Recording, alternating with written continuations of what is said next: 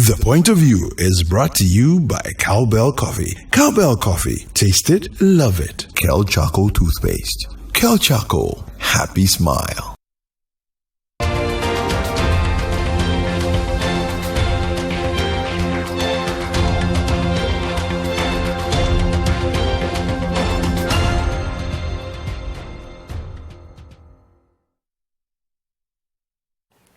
Welcome to The Point of View. This is your favorite current affairs show on television. Here on The Point of View, we get the right guests, ask the relevant questions on issues that matter to you.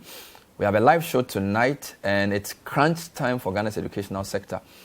University teachers have been on strike for close to a month. There have been a series of meetings. What will happen when they meet with government tomorrow? Can they salvage the academic year? That's our number one topic. Number two, some middle or secondary schools are reopened, and there's concern as to whether there will be enough resources for the schools to run. We know there was a big meeting in December where CHAS asked for certain things to be put in place in order for schools to reopen. Well, as schools reopen this week, do we have those things?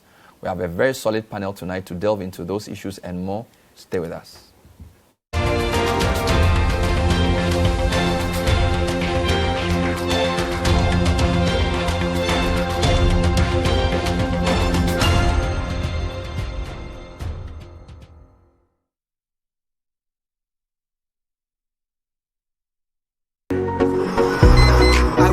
This morning, nothing wakes me up better than a cup of Cowbell coffee. Delicious coffee aroma.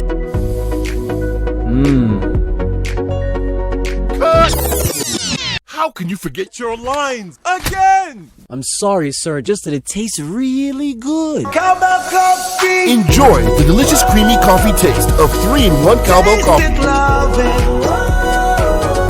It's a beautiful day. Waiting. Cowbell coffee. Taste it, love it. This advertisement has been vetted and approved by the FDA.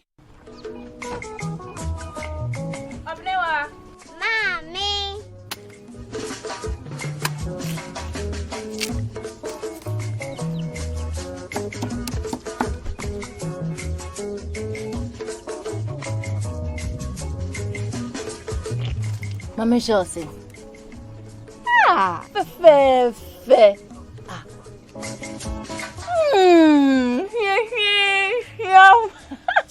Different era, better result. Time has changed and time has brought Kel Charcoal Toothpaste, healthy gums, anti-cavity, fresher breath, and it whitens teeth.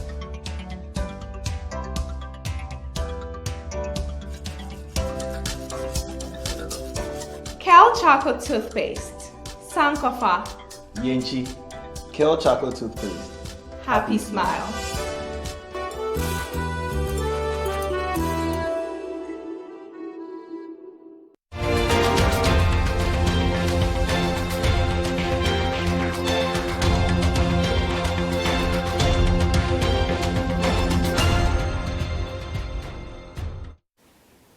Welcome back. So tonight the point of view is focused squarely on the educational sector.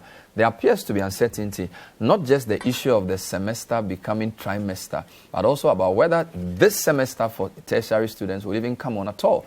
University teachers have been on strike for about a month, and we are not sure if they'll go back to the classrooms. There have been a series of meetings, and already some students from KNUST have started leaving campus. So the first question we're asking is, can the academic year be salvaged this year? My guest in studio, Dr. Clementa Park, Member of Parliament for Busa South, a member of UTAG, and also a ranking member of the Educational Deputy Committee. ranking member. Deputy ranking member of the Educational Committee. Good to have you.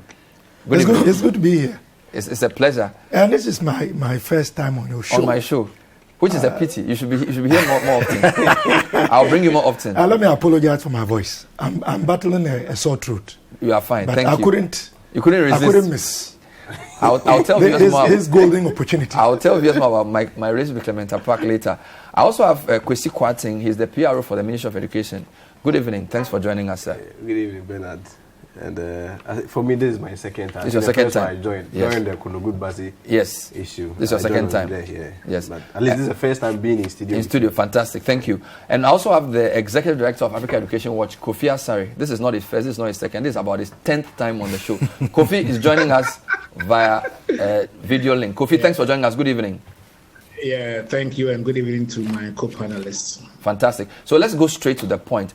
Kofi issued a press statement today for Africa Education Watch asking for the academic year to be terminated and students to return home. Before I come to Kofi on that, Dr. Park, in a minute, why is UTAG not been teaching for 1 month? Just give us the highlights. Why is UTAG not in the classroom? Well, Bernard, it's good to be here.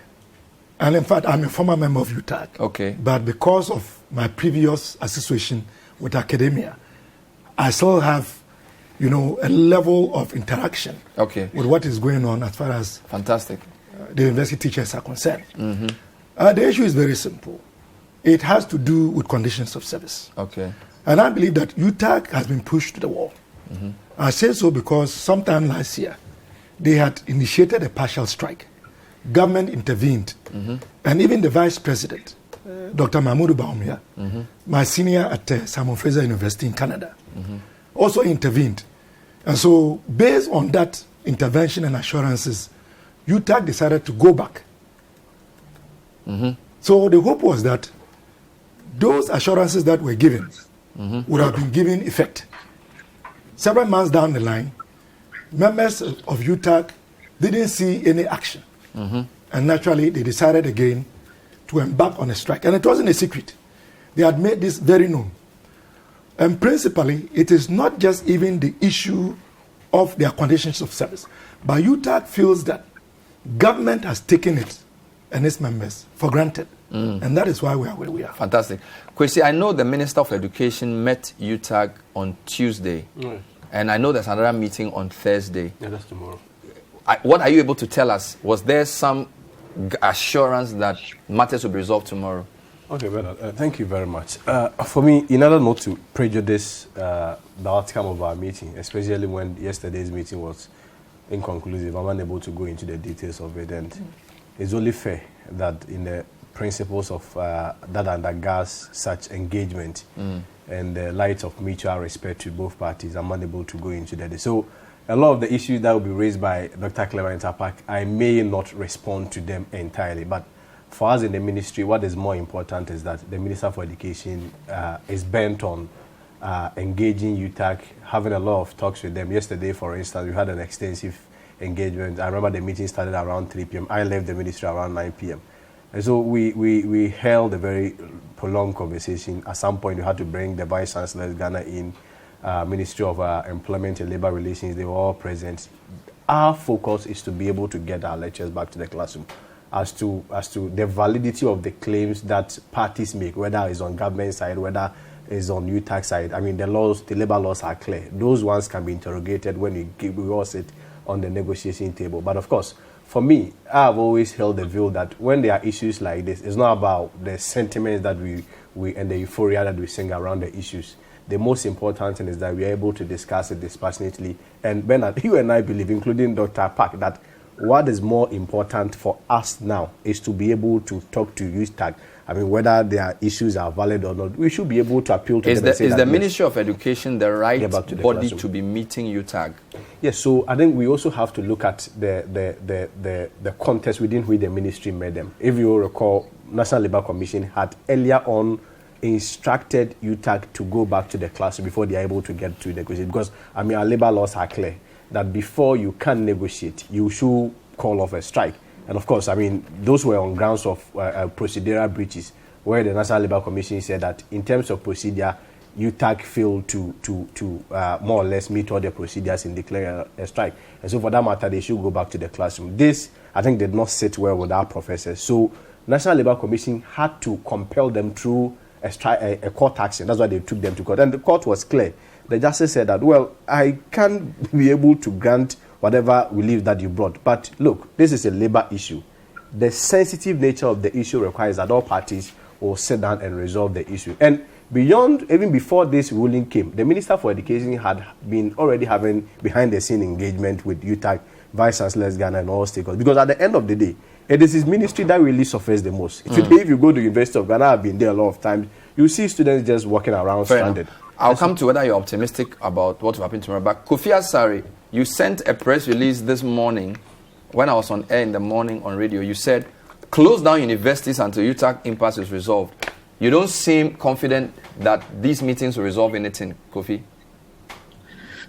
I am confident that meetings around the table where partners have good faith and have mutual respect for each other and the process of negotiation and are ready to make commitments and make sacrifices can resolve the matter.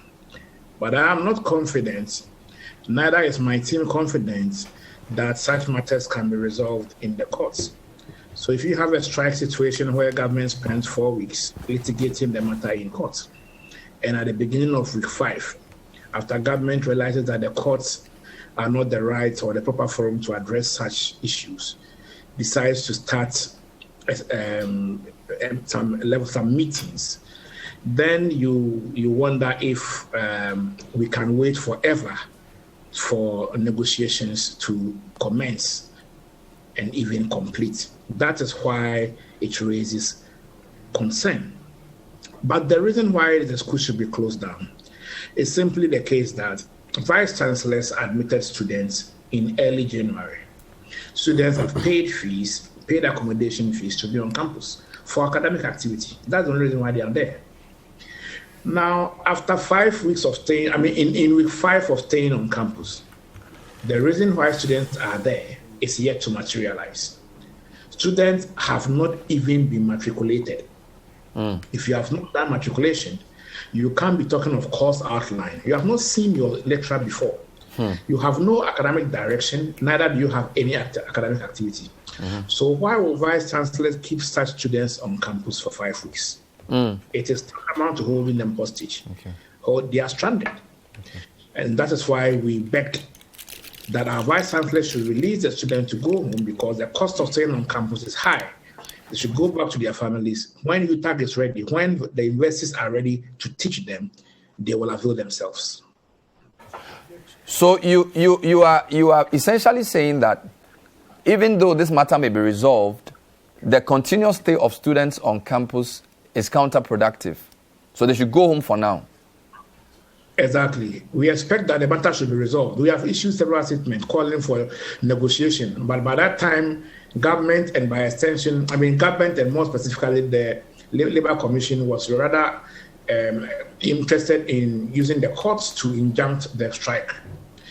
And so now that we are in week 5, we are of the opinion that students who went to school to learn, who have not been even inducted, they have not been matriculated into the school, should have no business still remaining in school doing anything non-academic, and that they should come home. Whenever the matter is resolved, students will go back to campus. I'll show you some pictures from KNUST today where our reporter suggests that some of the students have started leaving campus already.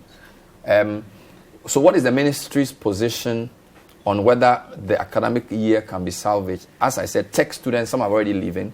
Today, some students called in to send me a message on the radio that they were watching Netflix on campus. They had nothing to do because they didn't even have the course outline to start studying. And they are expending resources.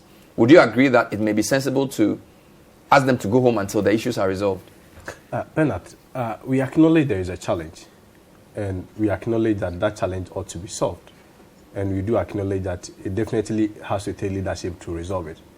As at now, for me, it will be quite a rush to prejudice the outcome of our meetings, especially when the meeting is just tomorrow. Because at the end of the day, whether or not students go home, it's possible tomorrow's meeting can determine it, especially when I know that the previous meeting was progressive. So for me, I believe that we should exercise some restraint, let parties meet. In any event, if you recall that when the judge ruled, he made it clear that the two parties, all the parties involved in this labor issue, should resolve their issues within a space of 1 week, of which this very Thursday around 1 p.m. they have to go back to the court. Which means your meeting must end before Thursday. Exactly, because our meeting is 8 a.m. So for me, all other consequential decisions, i.e. whether or not students stay, whether or not students, go home, could be determined after yesterday's meeting. After tomorrow's but meeting. you are aware that the UCC statutes subsection 2 clause 1 states that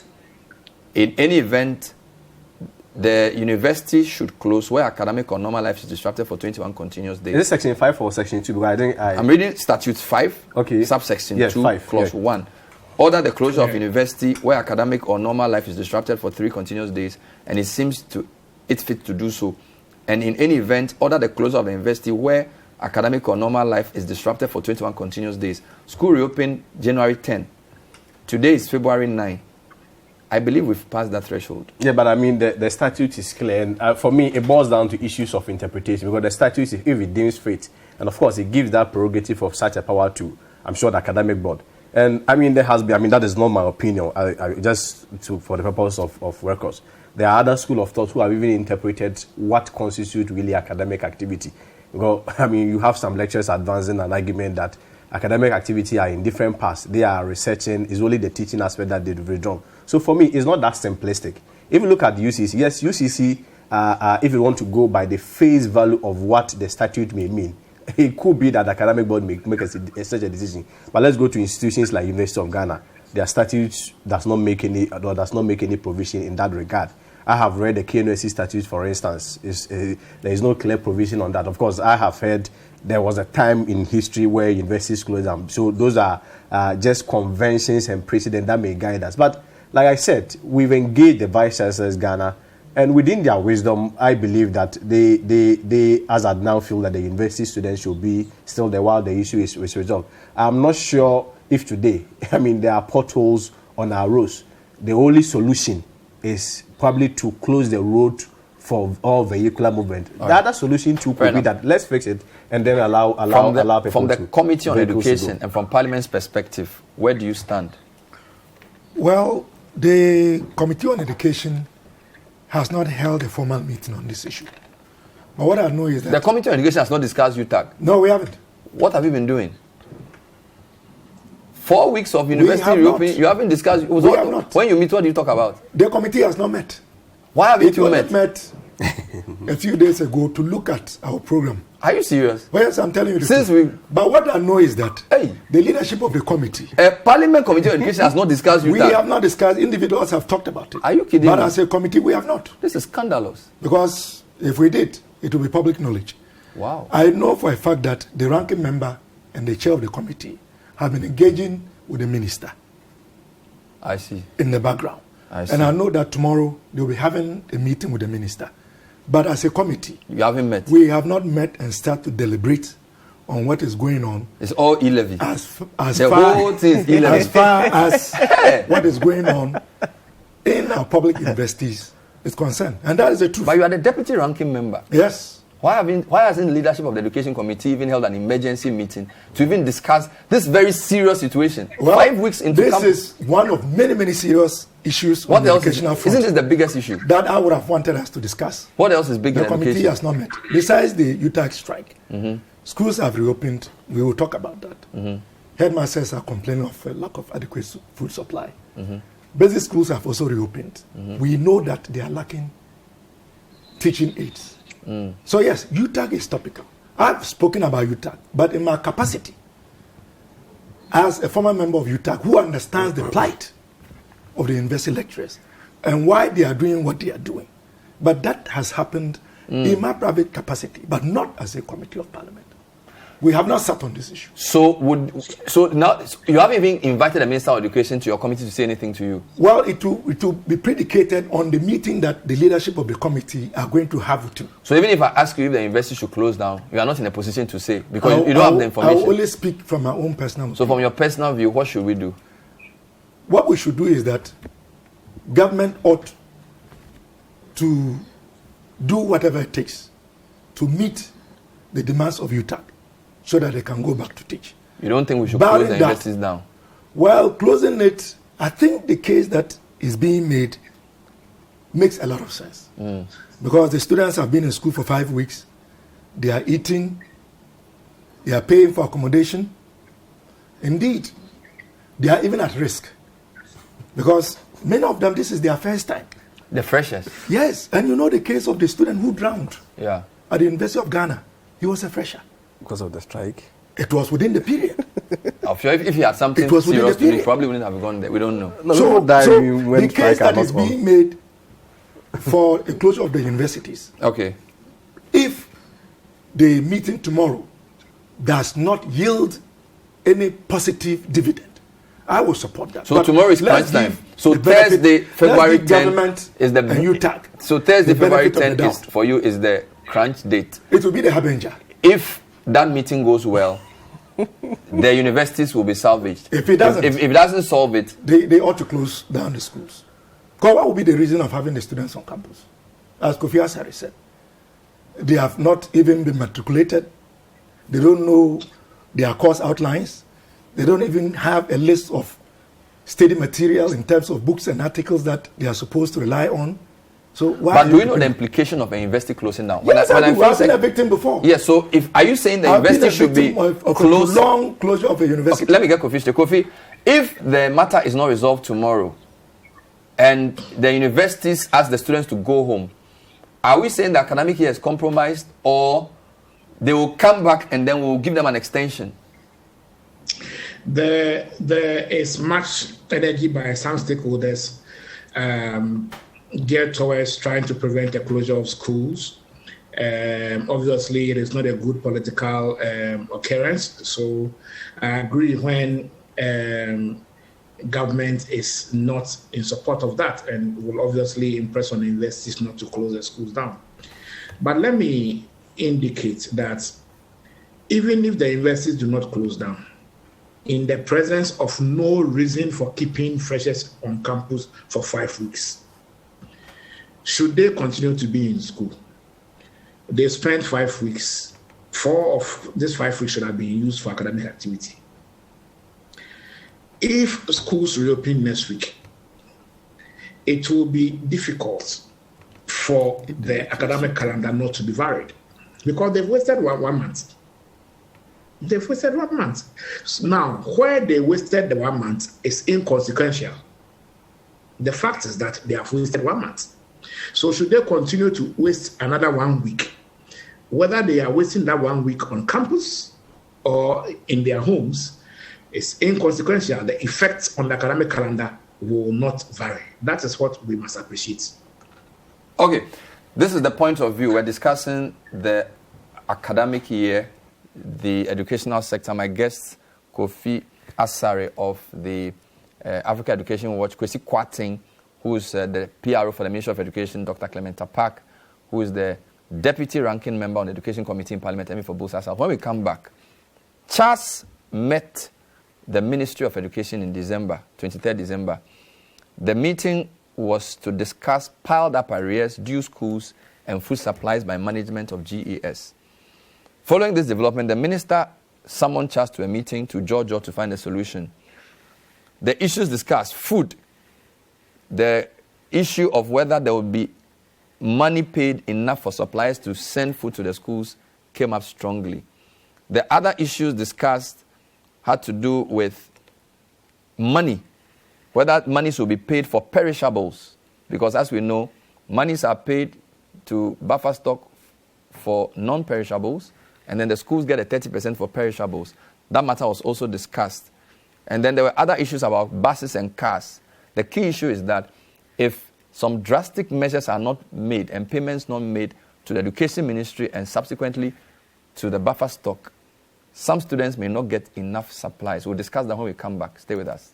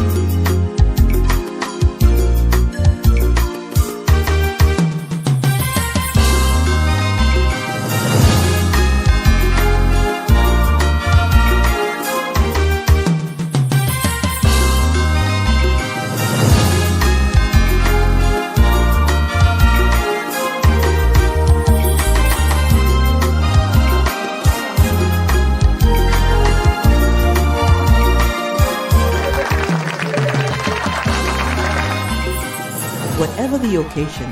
With ATL, you can never be out of style. ATL, bringing fabric to life.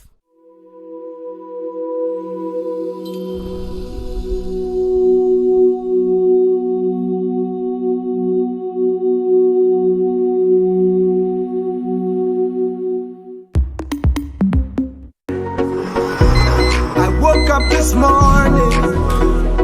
Nothing wakes me up better than a cup of cowbell coffee. Delicious coffee aroma.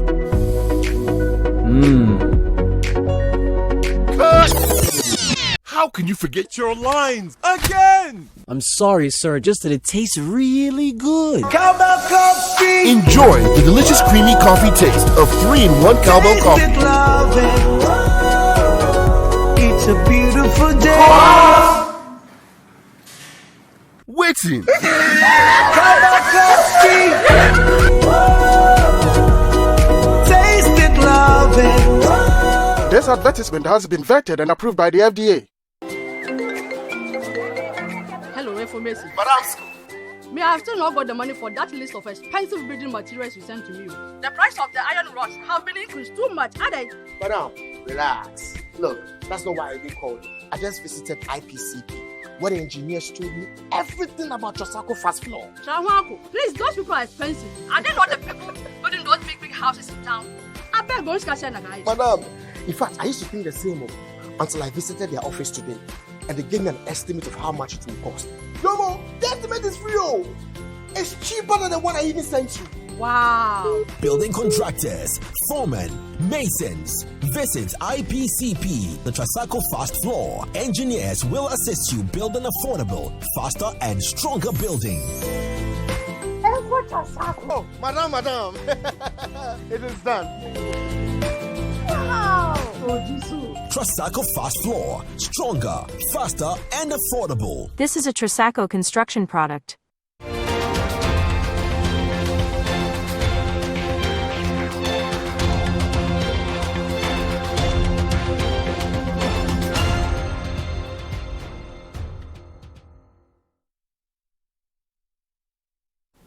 Welcome back to The Point of View. Tonight we're discussing education. If you're a parent, you're a teacher, you're a student watching, send us a comment. If you're a university student, how concerned are you about whether the academic year will be salvaged? Now we're talking secondary schools. My preamble was, there clearly is an issue with payments. Charles met the minister on 23rd.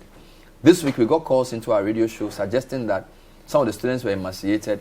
They were drinking cocoa without bread. In fact, a parent called and said that 20 boys were sharing 10 balls of kinky. I don't know how true that is. You clearly understand what is going on. What is the state of play? Is it that the ministry has not paid buffer stock? Is it that finance ministry has not paid the ministry? Is it that some parents are just being dramatic? What is the situation with payment for food suppliers, payment for buffer stock, and availability of food in the boarding schools? Well, thank you. Students resume school just on this 7th. So I find it quite surprising that all of a sudden, there is an impression that is being created that there are food shortages. Because, that's what they suggest, that 10 students will have to share a loaf of bread. No, it's not a food shortage issue. We are saying payments have not been made, and there's an imminent. So I've not said there's food shortage. Yeah, but to suggest... I just said one parent said... Yeah, but to suggest that... No, this is not... We are saying that buffer stock has not been paid in excess of 200 million cedis. Okay. Their suppliers are threatening not to send them extra food. Okay. The 30% you pay to the schools has not been released, so the schools cannot buy the perishables. So it's just a matter of time. I have not said there's a shortage in schools. Okay, so now you are setting it in the proper context. But at least I wanted to react to some of react the to what I've said to you. But you also brought about the parents. I'm talking to you now. Very well. Don't change the goalpost. So no, I'm not saying it. But Bernard, at least you brought in the parents. Yes, but I want to be clear because I've been misquoted before. So my point is that is there a financial issue which can affect the availability of food for the term? Bernard, as of now. Before I came to this show, I had a briefing because clearly I was aware of what we were coming to discuss. I had a briefing from buffer store guys. Yes, it's true. Admittedly, there's been delays in the release of funds generally. Not only was it restricted to only the Ministry of Education, but generally, other sectors you know there has been some delays. Today, we were aware of even delay in the release of stipends for NAPCO employees. So it is not a peculiar case that is only restricted to the Ministry of Education or the National Food and Buffer Stock. But I'm also aware that just quite recently, the ministry facilitated some monies to, that is especially the 30% one, to the schools. Just yesterday, those bursaries were also released to the various schools. So yes, admittedly, there are some challenges when it comes to those delays. But I can assure parents and everyone that the ministry is working very hard to resolve. And indeed, it has not really affected the supply of foods, because I can confirm to you that almost every school has had some deliveries made to them by Buffer Stock, and that's the information I have. So the 30% for the perishables, yes. Is it for all schools? Yes, for all schools. For the last 2 months, students are just going for the next 2 months. Yeah. Those ones have been paid. Is this arrears you paid? Because I know that you don't do invoice, you do on account. No. So it could be for accrued. No, those were not for arrears. So this is for going forward? Yes, for going forward. But I understand. For the 30%? Yes, those ones have gone for the next 2 months. That's the briefing I had from Buffer Stock and the Free SHS Secretariat. Okay. But what I know is that I admit there are some arrears too that government ought to clear with Buffer Stock. But I can also confirm that though the arrears are there, it has not affected the supply chain of the foods that hits the various schools. So deliveries are still ongoing. Buffer Stock has been able to engage with all its suppliers, and deliveries are ongoing. Today, for instance, Ashanti region, every school in Ashanti region had it. But of course, I'm also not underrating the fact that there is a possibility that not every school have had their supply, because these are Buffer Stock, for instance, that's about 18 food items. Mm-hmm. It's possible a school will get about 17, and one item probably due to, some constraint within the supply chain may have affected it, and it ought to have been there. But what I can say is that deliveries are ongoing. A lot of the schools, you can confirm your producer and your reporters can confirm, but that all the schools, a lot of them have had their deliveries, and there is no imminent food shortage. No imminent shortage. No. Kofi, let me come to you before I come to Dr. Park. Kofi, I know your team sometimes checks with these schools. What do you know about the situation on ground in our secondary schools as far as payment for food supply is concerned? Information available to me suggests that the Ministry of Education or government owes Buffer Stock to the tune of about 350 million. This is not new. It's been the regular. I mean, it's always the trend. Perhaps one day we need to find time and have a much more extensive discussion on the financing architecture for. Anyway, anytime you raise this issue, people become very, very paranoid and then they defend. But you see, until we have a discussion about the financial architecture of the free senior high school, when we say the free senior high school, about 70% of the cash goes into food. So we are talking about the food. If we don't have that re-engineering of the funding architecture, this is going to become like a competition ground where every year we meet to discuss about delays, and for 15 years it's still delaying. What is happening is that Buffer Stock is owing suppliers. Buffer Stock is owed to the tune of about 350. I'm talking about Buffer Stock and your suppliers. And then also schools, some schools are also owed the 30%. Okay. Now, we are aware that trucks have been, canvassing across the country over the weekend, distributing food to schools. Yes, a lot of food has arrived in many, many schools, and that is a plus.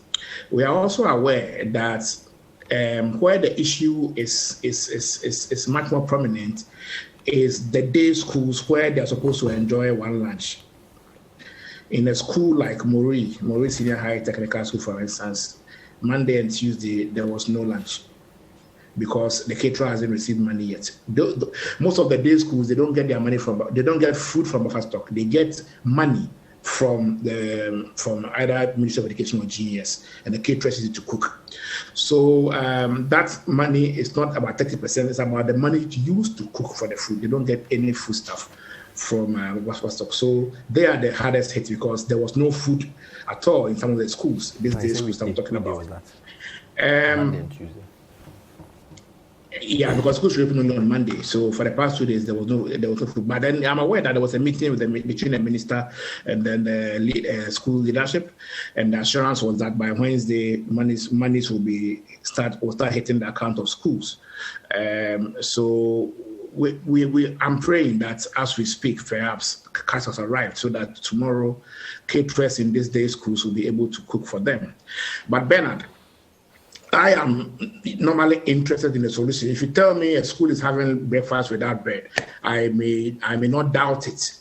But I will not believe media stories that suggest that a school has been eating porridge morning, afternoon, evening. No. I read from some other tabloids similar stories. If some media houses report issues like that, it blurs the actual issues that requires discussion because of the way it is taken out of context. The fact is that we need to have a system where buffer stock should be able to have access to credits from the financial sector so that they can overdraw. I mean, they can do an overdraft against the 1.1 or 1.2 billion they need every year from government to buy food. Because eventually, buffer stock will get their cash by to delay. It is just like contractors building and their funds delaying because they are being paid by GOG or through GOG. So we need to have a broader discussion about how we can have a financial system where there can be some substantial credits, perhaps guaranteed by the Ministry of Finance, because buffer stock is a small company, it's a limited liability company, limited assets, and cannot raise that quantum. But then if the ministry can get involved, you can have a financing mechanism where this liquidity issues can be resolved, except for the fact that it will come with some 15% interest. That is another discussion. But we need to have a discussion about the financing architecture for the food under the free senior high school. And that is also the discussion about the financing architecture for the free senior high school, because about 70% of free senior high school cash is food. Fantastic. Dr. Park, again from the committee, how concerned are you about what's happening in the secondary schools? Well, we are concerned. We are concerned because we expect that what ought to be done to enhance teaching and learning is done. It is good to know that a check has been written, and we are hoping that the 30% for perishables will hit the accounts of the schools. But you see, why did we have to wait? Why did we have to wait? We knew fully well that schools were going to reopen on Monday. So why did we have to wait for schools to reopen before we had then, jumping over hurdles to try and do what we should have done to allow for a smooth reopening of schools in a manner that would not cause anxiety as far as the managers of the institutions are concerned? And better make no mistake, many heads of institutions were so full of anxiety, full of fear and panic regarding what to do in the face of huge numbers of students coming to school without adequate preparation for them to feed them. And so you see, this tendency of waiting and doing what we ought to do after the fact is not helpful. And if you look at some of the concerns that Charles has raised, one of them has been timely and adequate release in respect of funds to be done, especially before the reopening of schools, to curb the stress of schools reopening without funds and relevant logistics to mitigate the stress associated with running schools without funds. This is part of what they issued after their, I believe, 59th annual conference held in Bolgatanga in November of last year. So, what is the issue? Because as a member of parliament and a member of the committee, I have posed questions to the minister and the Minister for Finance. The Minister for Finance indicates that so far, 7.62 billion has been invested in the program in the last 5 years. That comes to the end of 2021. 2022, the budget, we approved 2.299 billion So if all of these monies are available, and you look at the budget presentation from the ministry for the 2020 budget, where it says that breakdown of 2021 goods and services expenditure as at October 2021, it comes to Free Senior High School, then it indicates the allocation for that year, which was 1.974. Okay. That is last year. And then it goes on to say actual expenditure, 8.887 million, not even a billion, which then means that even the allocation for 2021 has not been fully exhausted. So what then accounts for the delay in the release of funds? And is the Ministry of Education complaining about this, if this is true, that the amount they are due, they don't seem to get it? Yeah, this is a document, and I can give it to you. So is the amount they were to be given has not been released for them? Obviously, that would be the implication. Because if the ministry was allocated 1.974 billion for 2021, and as at October 2021, only 44.97% had been released. So less than half has been released? Exactly. Is the Ministry of Education having a secret tussle with the Finance Ministry, but you can't tell us? Because this looks very serious. I don't think so. I mean, if we look at budgetary allocations, it has not always been in absolute terms that at all points budgetary allocations are released in absolute terms to ministries or agencies. I mean, we can do the analysis ourselves. We can take ministry by ministry, agency by agency. The fact that a budgetary proposal is made and probably an allocation is made to you does not necessarily mean that... But 44% is serious. Yes, but I mean, it does not necessarily imply that we are having any tussle or challenge with the Ministry of Finance. You see, the most important thing is that these challenges will be there. What is more important is that we are able to address them. But for instance, I mean, if you look at the line of the conversation, some way, somehow, if you listen to, I mean, the presentation that was made by Kobe, for instance, it suggests as though most of these challenges came as a result of the free SHS. I can tell you that even when the free SHS was not in existence, there were food shortages in most of our schools. So a lot of these challenges, being it as a result of finance, being it as a result of whatever, has been systemic. We'll continue to address them. For instance, you raised the issue about the financial regime of buffer stock. I personally am in love with such a point because, Bernard, you know that if buffer stock was, for instance, a private organization, it was an opportunity for them to be making $1 million or $1 billion probably within a year or the years coming. But because probably it's a government institution, we are not looking at alternative source of probably funding and a funding regime. But at least, thankfully, the minister has started engaging buffer stock together with some banks to make sure that some of these challenges we are addressing. Let me read some questions for you. Bernard, the sad reality is that many students choose whether to write exams or not since the result is inconsequential. They can't be repeated or dismissed for poor performance. This is about, I don't know what this is related to. Good evening, Bernard. I am yet to hear from the Ministry of Finance in all this. Tomorrow is 10th February, exactly 1 month when our lecturers went on strike.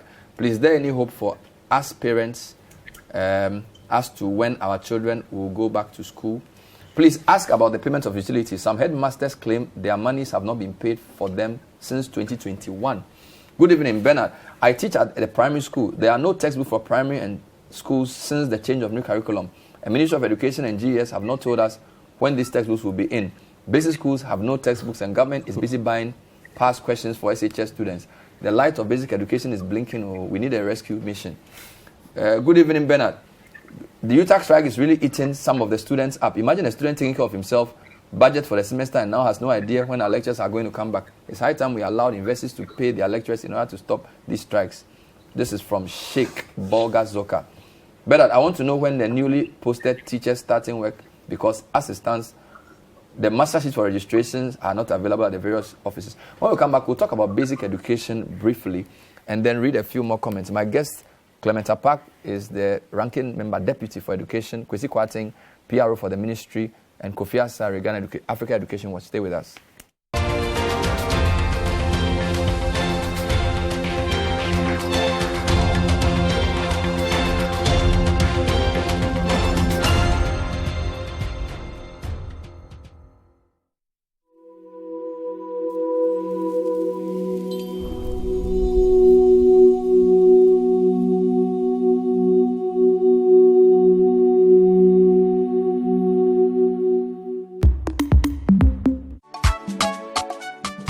Malaria 360 Jumadi, na ye twasi. Kwan baako a ye fa so boy ye ho ban efi malaria ho ne se. Ye beda insecticide treated net. Ana se entuntun dan a ya hye ne dura ekun entuntun ase. Anaju biara ne anaju mu ni nyinara. Insecticide treated net be bon ho ban efi malaria ho. Santi per insecticide treated net ibi. Hata wonwimu nenu ansa wadas. Say yefia fa semina anu nye din esi. Etiso a utume de pane ne ahoma epam. Ambra aban ede atoho se bebo ye ho ban efi COVID-19 no. Di so pepepe. COVID-19 ye yare a aba. Nanso malaria da so kum nipa. Se betu malaria se a ejina me ene wo eso. Malaria 360. Malaria nsem nyinara fi.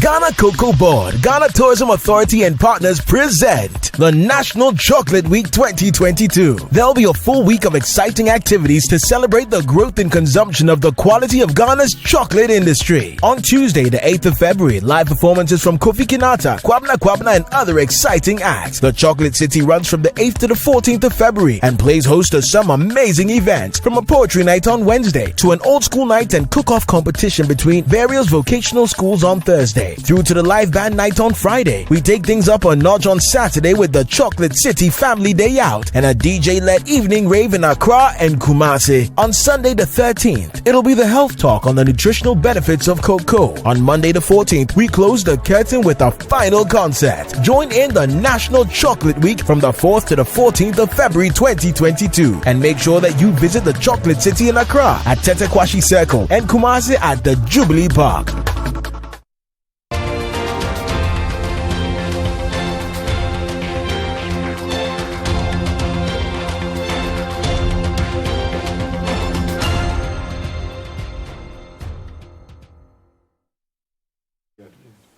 Welcome back to The Point of View. We're still trying to get to the bottom of issues. Tertiary schools, we don't know if they're meeting on Thursday. We'll watch out for what happens. Government is optimistic, things can be resolved. Africa Education Watch says they should let the students go back home because they're wasting resources in school. Dr. Park says if tomorrow's meeting ends inconclusively, then he agrees with Africa Education Watch. On secondary education, we understand that, at least from Kofi Asari's point, buffer stock is owed over 300 million cedis. 350 million cedis. Mm-hmm. Government hasn't denied this, but he says they've made some payments for the 30%, and some money will also be made available for the schools to be salvaged. You also have a concern about basic education? Yes, I do. I mean, basic schools reopened, and then we became aware of the semester calendar. It was later withdrawn. But the feedback I'm picking up is that a lot of the schools are not functioning properly because of the lack of adequate teaching and learning material. Many of the headmasters have complained that they are owed at least 4 tranches of the capitation grant, which is the monies that go to heads of basic schools to buy chalk and to undertake other minor activities to keep the schools running. Many of them actually have to borrow to procure these items. And clearly, it cannot be comforting. So although basic schools have reopened, this challenge is working against effective teaching and learning.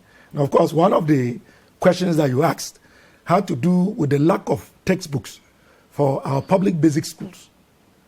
It's part of the fact that we have introduced a new curriculum almost 3 years as we speak. And I think that is also a matter of concern that ought to be addressed. All right, let me read a few more comments for your reaction. Good evening, Bernard. We were informed to feed students according to what the schools have been supplied. Perishables are almost expired when delivered to schools. Thank you. This is from a teacher who won't mention his name. Hello, Bernard. The PRO is lying. UTAG met government side yesterday. The government side was basically begging UTAG to call off the strike.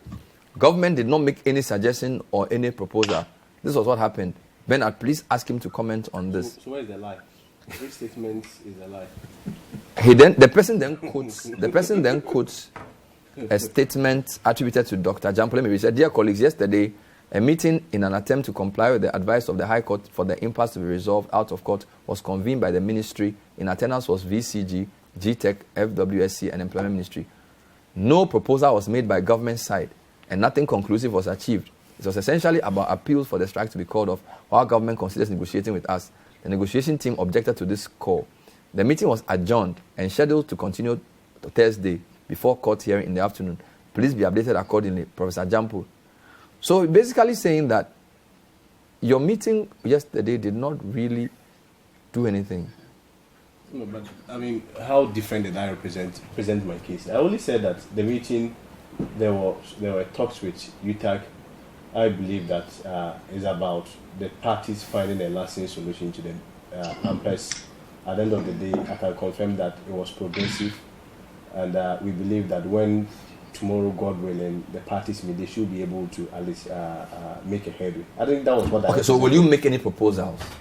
That's why I said that, you see, our labor laws are clear. Proposals on what UTAG had already, from the claims that UTAG had made, would only amount to negotiation, which those negotiations can only be done when the parties are on the negotiation table, and that can only be done when UTAG calls on the strike. The labor laws are clear. So I'm unable to go into such details. That will even be prejudicing the very essence of tomorrow's meeting, especially within the context where I know that there can't even be negotiation when the parties have not called for probably a truce. But to the extent that UTAG is calling for some firm proposals to call off their strike, I can accurately predict that if this is the understanding you have, tomorrow's meeting will not resolve anything. Yeah, I'm not sure it would be fair to prejudice the outcome of tomorrow's meeting. I'm not sure our lecturers are even happy either. But at the end of the day, when you are building consensus about all parties being a bit flexible in their stance and their positions, appreciating the issues and building a consensus around it, for me, that has been the level of engagement that we've had. And we can only wait for what will happen tomorrow. I can confirm to you that yesterday's meeting was progressive.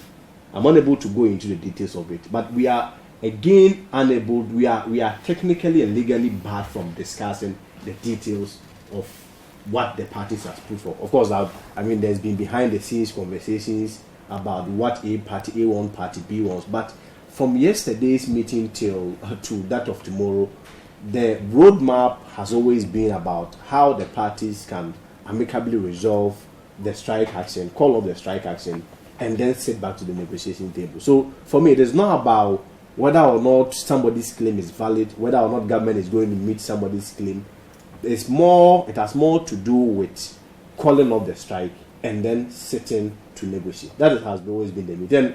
I can confirm to you that it's been progressive.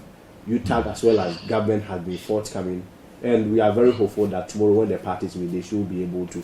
Before I come to Kofi, from what you are hearing, are you optimistic that tomorrow's meeting will resolve any issue? Anyone who has a firm understanding of UTAG government relationships in the past 30 years will never assume that by appealing to UTAG to go to the classroom, I mean, that would end the strike. I mean, unless you don't understand the history of UTAG. If you also understand the history of UTAG and governments in the past 3 decades, you also appreciate that sticking to the traditional rule of not negotiating with striking workers is never part of the solution to the problem. So that's all I will say. But as I've indicated, the only reason why the ministry is now engaging UTAG is that, on principle, government does not want to engage striking workers. And it took 5 weeks, we are in week 5, for that principle to be varied. Even that, in the meeting that happened, all government did was to appeal. For us, appealing to UTAG is not part of the negotiation. Appealing to UTAG after 5 weeks, appeal should have been made in week 1, not week 5. So if government is ready to make concessions, and UTAG also ready to make concessions, we can see progress. But if we want to continue pretending that appeals can resolve a 5-year-old strike, I'm sorry. Nothing different. Good evening, Bernard. My name is Abena. I'm a second-year university student at the University of Ghana. The UTAG strike is really affecting us as students. A week ago, I went to the Jones Quarter building on campus to study with my friends, and we were sacked. We were told the strike hasn't been called off. We aren't being taught, neither are we being given the opportunity to study. We beg the government to consider the concerns of our lecturers so they can resume lecturing. Before I give the PRO the final word, what's your reading of the situation? You've been a member of UTAG before. Well, I was a victim of a similar tussle between government and UTAG when I was at the University of Ghana. We started a semester system. We were to do 3 years, but we did 4 years because of a prolonged strike. At the time, the UTAG president at the University of Ghana was a famous DK Shadow of the classics department. So having been a student before and being a lecturer now, and knowing the position that UTAG has taken, if government doesn't put something substantial on the table, my optimism clearly will be diminished. So you know UTAG's resolve is very clear. Yes, I can tell you that across they believe that they've been pushed to the wall. It is either now or never. This is the position. And they are firm in this view. They are not going to negotiate it. Wow. That is how firm they are. So let's hope that tomorrow's meeting, perhaps something new will come up, which can then give us hope. You didn't seem too happy when Kofi said that you were making appeals, but I read portions of what Mr. Jampo sent to his members, which essentially said the same thing. Jampo wasn't part of the meeting. He's never been part of any of our meetings. And in any event, he's the secretary of the Legon UTAG. I'm saying that he wasn't part of yesterday's meeting. They have to meet next before. I mean, that was the agreement. And you see, Bernard, you see, for me. So what he's saying is not true? I won't respond to some of the claims. No, it's what I'm copying for you is a message that he sent to UTAG members. Bernard, what I'm saying is that there is nothing wrong with appealing to UTAG. And indeed, it's part of the resolution procedures or method. Indeed, the Minister for Education on many public platforms have appealed to UTAG. And there is nothing really wrong with that. And I said, it's all part of the processes in getting the issue resolved. But within the context of how Kofi put it, that we only went there to appeal and there was nothing substantial. That is what I beg to differ. No, I quoted it from Jampo. He says no proposal was made by government side and nothing conclusive was achieved. It was essentially about appeals for the strike to be called off while government considered negotiating with us. Jampo Alice is a doctor and I'm sure he knows the labor laws and he ought to have known better that when you are on strike, negotiations cannot go on. And so to have asked that ordinarily there should have been a proposal, whether from government or whether from UTAG, would also have amounted to. But the court said you should go and settle the matter. Yeah, the court was aware of what you are saying, but the court did not declare the strike illegal. The court just said the two parties should go and meet and resolve and report. Yes, back. But I mean that did not also come from the vacuum. You recall the National Labour Commission had already ruled on it that procedurally. But the court did not ratify. If the court ratified NLC, the court would not have said go and resolve the issue out of court. The court couldn't have ratified NLC because the NLC initially had gone for with an ex-party motion, and the court said, "Look, go and bring the other party." When the other party, which in this case was Judah, the court said, "I am restraining myself to give a judgment within this space. Go and resolve your issues." It doesn't mean that the court wouldn't have or couldn't have had the powers to give it. As of now, the court. No, I didn't say they didn't have the power. I said the court did not ratify when they had a chance. The court says go and resolve. Yes, the court is yet to do that tomorrow. You understand? But for me, what is more important is that whichever way that the Ministry of Education, led by the Minister Dr. Aducho, will take to resolve the issue, that is the most important thing. Yesterday, of course, in the meetings, there were a lot of engagements as to how best we are going to resolve it. I am saying that for us in the ministry, we are very hopeful that the issue is going to be resolved. All right. That is what we all want. It doesn't really matter we hope it happens. Thank you. Kwesi Kwarteng is the PRO of the Ministry of Education. Dr. Clementa Park is MP for Busa South and also a deputy ranking member of the Education Committee in Parliament, a member of the NDC as well. And Kofi Asare, Executive Director, Africa Education Watch. We've been discussing the educational sector. Thank you for watching. The Business Dashboard is next. We'll see you next time. Bye-bye.